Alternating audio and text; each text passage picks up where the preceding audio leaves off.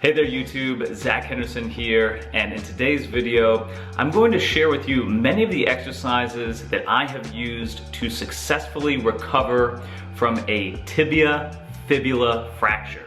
Today, I'm about 9 months post-surgery and am almost fully functional again.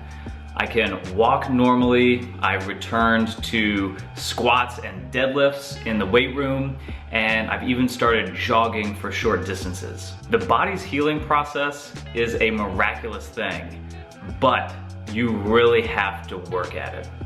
So what you'll see in this video is a combination of traditional physical therapy drills and lots of the mobility and stability exercises that I've used with my own clients over the years.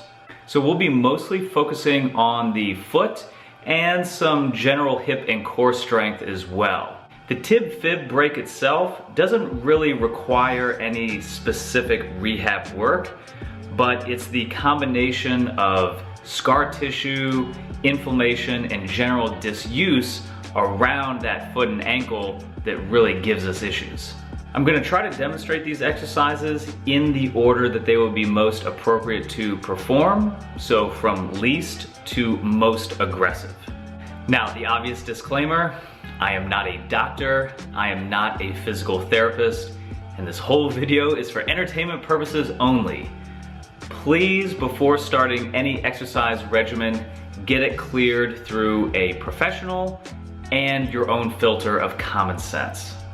Discomfort and muscle burn is one thing, but do not push into pain. Everybody's injury and recovery timeline is unique, so do be patient and focus on consistency. We'll start off with totally non-weight bearing exercises, and you might even be able to do this first one while you're still in a cast. Simply curl your toes in like you're making a fist with your foot. Then open the toes out as you pull them back. Move slowly and hold each position for 5 seconds, performing 5 total reps. Next, you can combine the toe curls with ankle movement. Plantar flex, or point the foot with curled toes, and dorsiflex, or pull the foot back with open toes. Same idea, hold for 5 seconds each way for 5 reps. Continuing that same pattern, we can add a towel to begin stretching the calf and actively pressing into plantar flexion. Pull gently to stretch the foot back, hold for 10 seconds before pressing down into the towel for another 10 seconds, repeating for 5 total reps. To begin adding more range of motion in the ankle, we'll perform simple foot circles. Draw as big of a circle as you can, move slowly, 5 reps both clockwise and counterclockwise. Progressing from simple circles, we come to the classic alphabet exercise. Simply draw your ABCs in capital letters in the air with your foot. This is harder than it looks, especially when you move slow. Take breaks when you need to and use those breaks to measure your progress. For example, maybe the first time you have to stop at H and a few days later you make it all the way to R. Rest as much as needed to complete 1 full pass of the alphabet. So once I was cleared to spend more time outside of the boot, I was shocked at just how sensitive the skin around my foot and calf had become. So before we move on to resistance-based exercises, I think it's important to dedicate some time to desensitizing the skin to touch and pressure. Start off by gently massaging the calf and foot, of course being mindful of the incision areas. Add gentle slaps of the sole of the foot if tolerated. Exfoliating with a dry brush is great for the skin and can be useful in the desensitizing process. Make small circles on the skin and try to cover as much area as you can from the toes all the way up to the knee. The next group of exercises will begin the weight bearing process. Obviously, take your time here and be extra cautious. It's better to perform light to moderate work on a daily consistent basis rather than pushing too hard too soon. These exercises are not presented in any particular order because where you start and how you progress is going to be dependent on the nature of your own injury and recovery timeline. As you begin weight bearing, you'll want simple ways to lessen and then gradually increase the amount of body weight that you're putting into your feet. And an easy way to incorporate hip stability and mobility as you do so is with assisted bodyweight squats. If you don't have access to a TRX, the next best thing is to grab the knobs of an open door at arm's length and use that upper body pull to act as a counterweight. Keep the chest up and only go as low as what feels comfortable. Really squeeze the glutes to drive back up to standing. You can start by leaning away from your injured side, but getting back to a 50-50 weight distribution is the goal. Calf strength and Achilles tightness is a huge issue with a lower leg break. The simplest way to address both is with calf raises. Much like the squat, you can start by holding on to something for balance and assistance. From there, you can progress to leaning away from the injured side and gradually getting back to an even weight distribution. As your ankle and Achilles loosens up, you can add extra stretch by performing calf raises off a step. A fun way to work the feet along with core and shoulder strength is with the low position bear crawl. From all fours, lift the knees just a few inches off the ground and keep the back flat. I call this the bear plank hold, and it might be all you need to start. If the ankle feels okay from here, you can begin the crawl by taking small steps with the opposite foot and hand. Again, this exercise allows you to work the feet without committing to all your body weight at once.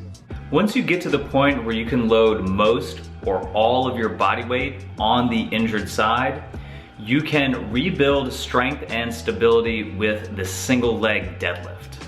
Now, there are tons of ways to modify and progress this exercise, so I'll direct you to a separate video that I made about single leg deadlift variations that ironically I published the week before I broke my leg. Now we're gonna go over the top two resistance band exercises. One will be using a mini band and the other will be using the classic TheraBand that you often find in physical therapy. The mini band exercise is the classic lateral walk. Not only is this a great way to progress into normal walking again, but you're obviously working and rebalancing the hips. Bend slightly through both the knees and the hips while keeping the feet pointing forwards. Think about simultaneously pushing off with the planted foot while reaching out with the stepping foot. For an added challenge, add some height into the step, like you're stepping over a small cat. The TheraBand exercise I like the most is the Tibialis Curl. Make knots in the end of the band and close them behind a door frame. Hook the band around the top of the foot and flex the foot towards you, working the front shin muscles. The last two exercises will help you prepare for absorbing the impact forces inherent in jogging and running. Obviously, this represents the final step in the recovery process, so don't rush to get here and take these in small doses. The tiptoe walk combines the calf and ankle work of calf raises with the weight shift of walking. Try walking both forward, backwards, and laterally. And lastly, we have simple, shallow hops. I definitely suggest doing these on a soft yoga mat and even holding on to a counter or chair to absorb some of your body weight. Like the tiptoe walk, you can travel forward, back, and side to side. These are all exercises that directly address the foot and ankle. and will go a long way towards helping you restore mobility, strength, and control of the injured leg. But it's just as important for your recovery to stay as active as you can with the rest of your body as well. Emphasize core work, upper body training, and general movement as much as possible. Remember, the body is still one piece, so getting the blood flowing with any exercise that targets any other areas of the body will go a long way towards the recovery process. You can check out this 15-minute follow-along total body workout that I made for folks with an injured leg. And I also made a training vlog that shows you how I kept consistent in the gym while recovering from my own tib-fib fracture.